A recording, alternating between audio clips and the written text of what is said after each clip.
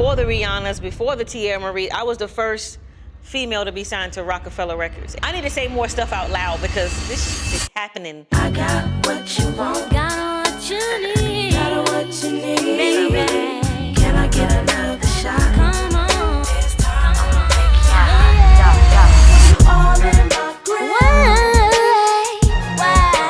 Why? Can you pay my bill? Can you pay my bill? If I was your girlfriend, imagine what you could see now. I wanna take my clothes off, but you got my body hot and ready to freak out. If I was your girlfriend, imagine what you could see now. I wanna take my clothes off, but you got my body hot and ready to freak out.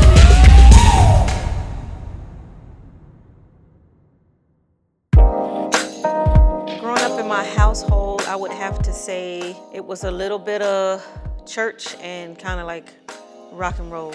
We would go to church, just like any black family. I was raised in church. It felt like 7 days a week I went to church. I think there's when I first found that love for music and I wanted to like be a singer. But outside of that, I would watch my dad sing all the time. He would do a lot of leads in church, in the church choir. And I felt like if my dad can do it, like I always wanted to be like him. Once he left, I think that's when I wanted to sing and be seen so he can come back. I think that was my whole perspective on it. That was my goal. I was about to try and get into the industry. I was going somewhere and they would go up and do the devotions and it was like a packed church. I'll never forget.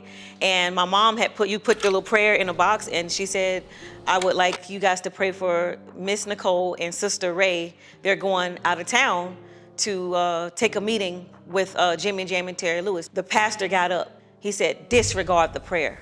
They're serving the devil. And my heart dropped. And I think that was the pivotal moment that kind of deterred me a little bit because I didn't have that motivation around me to say, let's go gospel, because I could have easily went gospel, but I think that moment, it kind of just broke my heart and it kind of left some type of void. My whole career, I felt like it left some type of void there. Missy Elliott discovered me. She was looking for a female singer. And my brother was like, I got somebody, my sister, she's a singer, you know? And I guess they exchanged numbers. My mom called me and said, Melissa Elliott is at the house and she wants to meet you. I'm walking, I'm like, Melissa Elliott, da-da-da. And I get in the house and she's there and she said she was working with Jodeci and this guy named Timbaland. And she's like, well, sing something for me. And back in the day, I was just bust out singing loud. And she's like, oh my God, you remind me of a little Mary J. Blige. I was just so blown away because I was in middle school and my middle school was right directly across the street from Missy's mom's house. And so I would walk over to her house after school and she would have meetings with her group. And then one day she asked my mom if she could take me to Philadelphia. And I think that's when we embarked on, Nicole's gonna be an artist. She was like, I'm gonna get you a record deal. And at the time I was like, record deal? You know, you're a kid, you're like, record deal, okay. And she got me a freaking record deal at 17. Yeah, this that kind of tune. When my record came out, I was still in school and nobody believed that I had met Puff Daddy, Lil' Kim, Faith Evans was hanging out with Faith, and nobody believed me. Everybody was like, she's lying. And my video came on in the cafeteria, in lunch, where everybody has their lunch tray. They let us watch BET. And my video came on, Make It Hot, and everybody surrounded the lunch table like, she was not lying. That's Nicole, this her video. And he don't call me anymore. We don't even kiss. Am I his? I got what you want, got what you need, got what you need, baby. Can I get another shot? Come on, this time I'ma make it hot.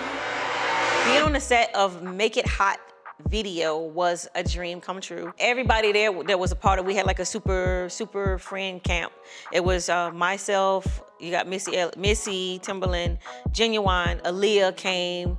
I mean, the list goes on. It was so many people that was there for my first single. The set was insane and the dancing, and it was just a lot going on. And it was exciting. And I was super young, so I wasn't engaging in any drinking, and so I was out there super yeah, I'm happy to be here.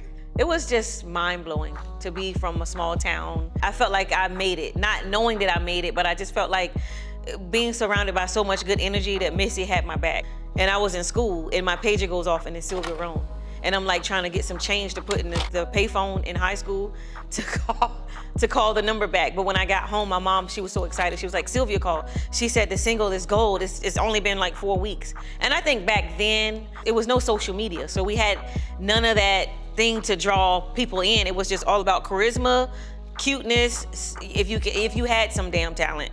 So I felt like I had something for my single to go gold and nobody in the world to know who I was and to be stamped by Missy Elliott and Timbaland. Hey there, you boy, I done had it with these. Eyes Better Not Wonder was just Missy putting me on the phone early on to speak with Static over the phone so he can hear me sing and get a kind of idea of my tone. And he told Missy, Nicole's a star. Everybody that I worked with back then, I think he was the main one that kind of wanted to get to know what was going on in my mind. And I listen to a lot of songs today, and I know that that songwriter has sat down with that artist because you get that. You're pulling out truths. And he would pull out real stuff that I would tell him outside of recording, and he would write it like as if I wrote it. And I would get in there and sing it, and it was just amazing. I'll never forget it, like his face. Like how he felt, he would go, woo! Like I got recordings like with him, that's a good take, let's keep that one. You know, you always wanted to hear that.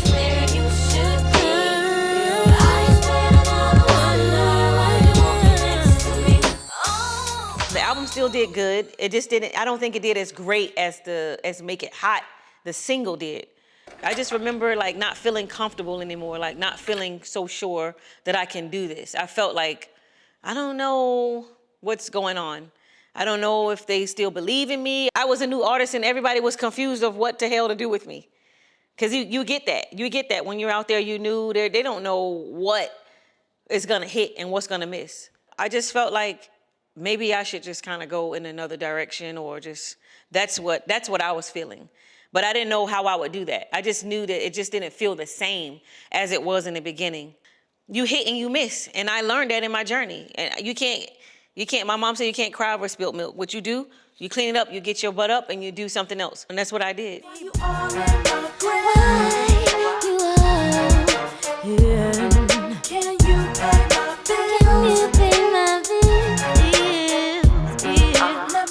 Missy was that artist that everybody wanted a piece of.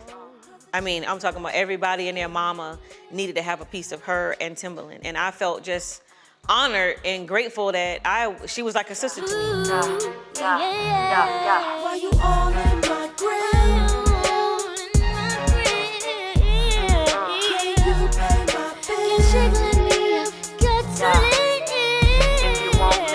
My sophomore album was titled Electric Blue. This is when I started writing. This is when, I remember Michael Blue Williams, he was managing me and he said, you know what you need to do?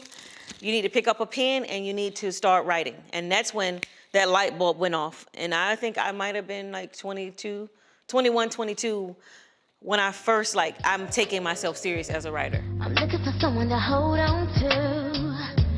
I'm looking for you, I'm looking for you, I'm checking for you. I'm looking for someone that I can trust. I'm looking for you, I'm looking for you, baby it's you.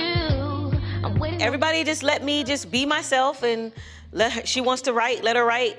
And I wrote, I'm Looking, that was one of the first songs that I wrote and everybody was so excited and was like, wow, she's, really gonna do well, as a songwriter. I get water. So much love inside that I feel I've not yet found someone for me, truly for me.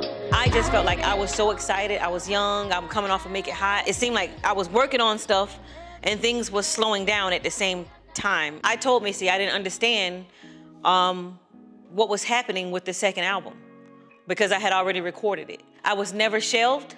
I decided to walk out of that situation because there was no nourishment. There was nothing that I needed and that I wanted after I had the success of Make It Hot. I wanted to keep going. I didn't want to be on the back burner. I didn't want to wait. The information that I got, it was that we're signing these other artists and maybe you have to kind of slow it down.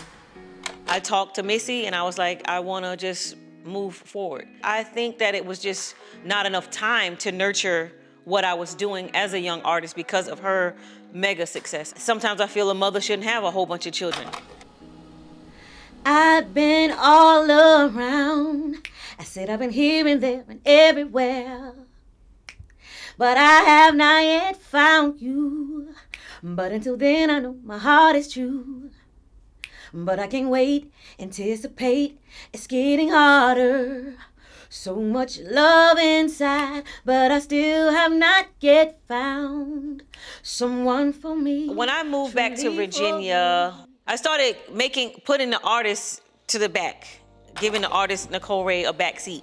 And I think that's where the fans kind of get lost. I was writing and doing a lot of things to just stay above water, and that's what I was doing. I did some stuff for 3LW when they first hit the scene.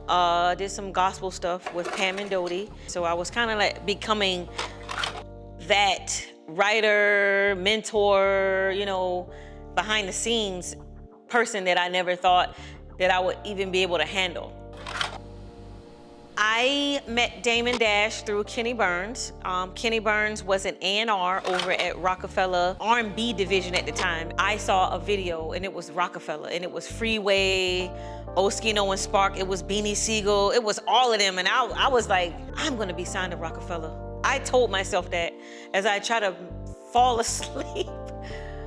And I had a manager at the time that said, come to New York, I'm gonna do some things for you. And I went to New York, packed up my little bags, and from Virginia went to New York. And I met this young lady from Kansas City, I'll never forget, Priceless Diamond. The girl didn't need no entourage, she knew everybody, she took me everywhere that I needed to go. She took me to Roc-A-Fella Records one day, and I look, and this guy, he's looking at me, he's like, Nicole Wray? He's like, come in my office. And at the time it was Kenny Burns. And I just played some music that I had recorded. And he was like, come back tomorrow for a meeting. Biggs is gonna be here. And Damon Dash came in, I was in Quad Studios, I'll never forget. And Damon was like, you ready for this Roc-A-Fella lifestyle? And I was like, yes, I am. And it just happened. And we just started working on music. And when they gave me that crown in Miami, they put that necklace around my neck, Damon Dash and Biggs, and I think Memphis Bleak and Rail, everybody was there. I remember when I told myself that I was gonna be signed to Roc-A-Fella Records. I mean, it just flashed. I remember just being at my sister's house and I was like, I'm gonna be, and at that moment I was like, I'm the first female R&B at the time, before the Rihannas, before the Tierra Marie, I was the first female to be signed to Roc-A-Fella Records at the time, and I was just like, I need to say more stuff out loud because this is happening in my life. That's how I felt. And then I went on the internet, I went back home and I saw that Roc-A-Fella Records is done. Jay-Z is going this way and Damon Dash, I was like, what? Nobody told me nothing, you know? So I was like, here we go again. Like, is the Lord trying to tell me something? I still stayed around after the whole Jay-Z and Damon Dash split. I still was there. If I was your girlfriend, imagine what you could see now. If I Was Your Girlfriend came about, we were just in the studio just vibing out, and we came up with this record. I think it was Ohio Player sample, do do do, bam bam bam, and I just started singing. I think back then we were doing more of jamming. And jamming, you just sing on the microphone, you just singing, and then you go back and you listen, and then you put words to it, and that's what we were doing. That embarked on the whole I'm with Roc-A-Fella now. It's solidified.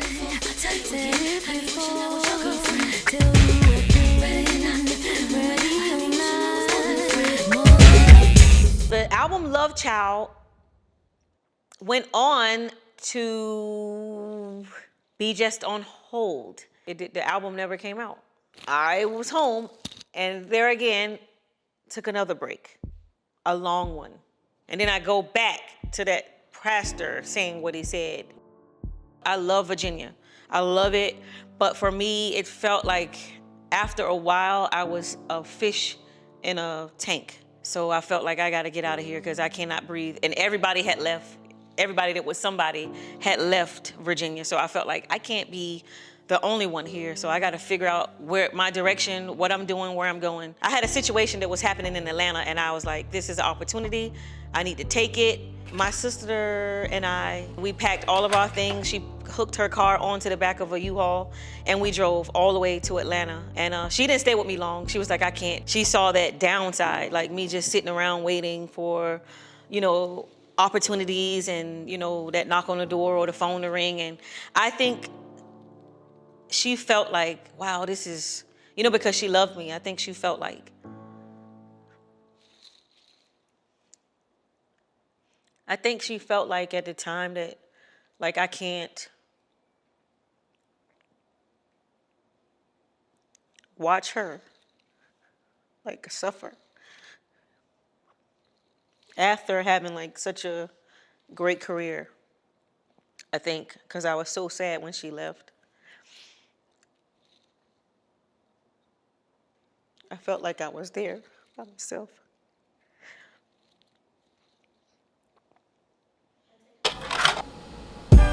Damon Dash, out of nowhere, he reaches out to me and he says, I got this group that I think you'll be perfect. You need to come to New York, and I'm not gonna get you a return ticket home. And we were in Brooklyn, Williamsburg, and I met the Black Keys. I met Dan and Patrick of the Black Keys, and we went on to work on that Black Rock album that was unique, because it was like rock meets hip hop. The guys loved what I did so much on that album, they asked me to come and work on the Brothers album that went to win 3 Grammys. I went back home after that, and I drove from Atlanta to Alabama, Muscle Shoals, where all the greats, you got Cher, you got Aretha Franklin, you got, I mean, so many of the greats that worked in this studio that was actually a museum. And that's where I fell in love with soul music. And I was like, this is where I should be.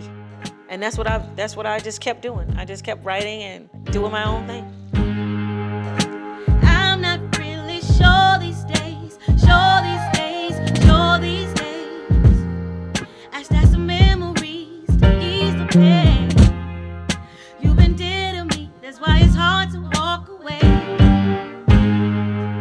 Remember when it was simple then. This is the third situation. You got Missy, you got Roc-A-Fella, and now you have rock soul that is embracing me from the Nicole from back that was with Missy. It just let me know that I have something special. It's a voice that is in my bloodline. My father, my grandmother, my grandfather that just passed away, all of them have that. It's in my blood. It's my ancestors. It's what I am put here to do. I'm 40 years old now. I have a 11-month-old daughter about to turn 1. And I changed my name. I changed my name from Nicole to Lady Ray. I learned that I can keep going. That's what I've always learned. I keep going, and that's what I've been doing from day one. I'm signed to Cobalt, the biggest publishing company that's out there right now. I have a song that's popping right now on the theme song of the show Barry, Bill Hader. I wrote that theme song that's on HBO right now. I hope you get the peace you need. And if that's not enough, I'll let you go peacefully. Oh yeah. Piece of Me is a new single off of my new album. It's probably going to be called Piece of Me, which will be out probably late November. You know, you have your friends, you have, you know, family and people tugging at you, you know, draining you from your energy. And I think is that thing that it's okay to like distance yourself. And maybe if you have to cut somebody off, you know, because they're draining you and you need to protect your energy. Nicole Wray today is a mother, a daughter, a sister, a friend, and a bitch. It ain't got time for no damn games. And I will walk through any door, any opportunity that's ready for me. What I want to leave behind my legacy is the roots of me from my ancestors, because it runs deep. It's in my blood. I cannot run. I cannot hide from it. I'm going to sing loud and hard and strong because I know it's going to help somebody in the end. And that's my legacy.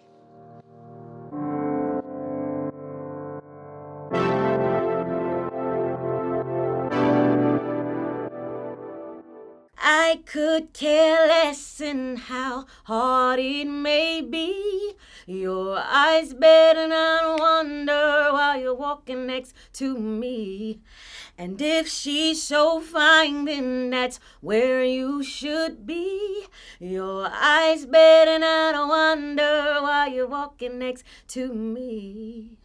BET, Finding Nicole Wray, I've Been Found, is a wrap.